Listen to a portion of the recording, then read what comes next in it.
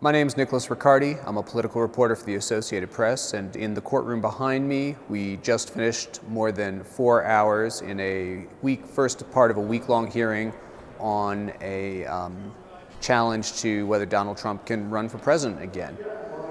The plaintiffs in the case are citing the 14th Amendment, which doesn't allow anyone who is, quote, engaged in insurrection, close quote, against the Constitution from holding office if they swore an oath to uphold it before.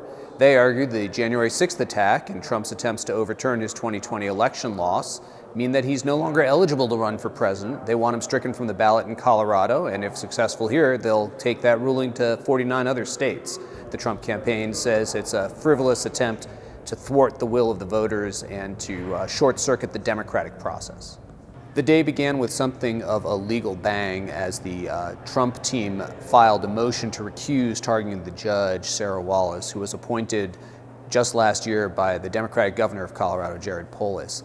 They contended that she's conflicted in the case and that a $100 donation she made last year before she took the bench to a liberal group that says on its website its goal is to stop violent insurrectionists from taking office means that she's irreconcilably conflicted over the key legal issues of the case.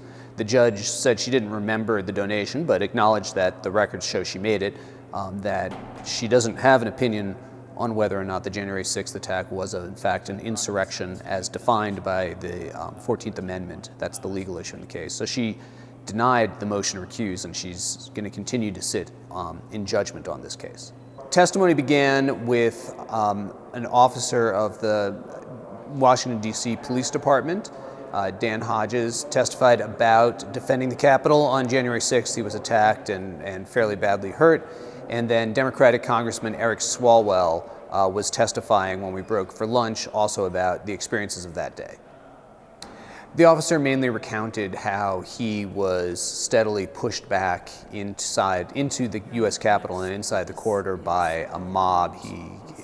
He used the term mob, and he said that even the people in that crowd who weren't directly engaging in violence were basically abetting the folks who were engaging in violence by giving them cover and making it impossible to control the situation. Whoever loses in this court will inevitably appeal the ruling from the judge to probably the Colorado Supreme Court. And whoever loses at the Colorado Supreme Court will probably appeal to the U.S. Supreme Court, which has never ruled on this particular provision of the Constitution. Trump's attorneys repeatedly said in court today that this would be the first time in U.S. history that a judge would bar someone from running for president under this clause of the Constitution, to try and underscore the gravity of the case and also the novelty of the plaintiff's legal argument.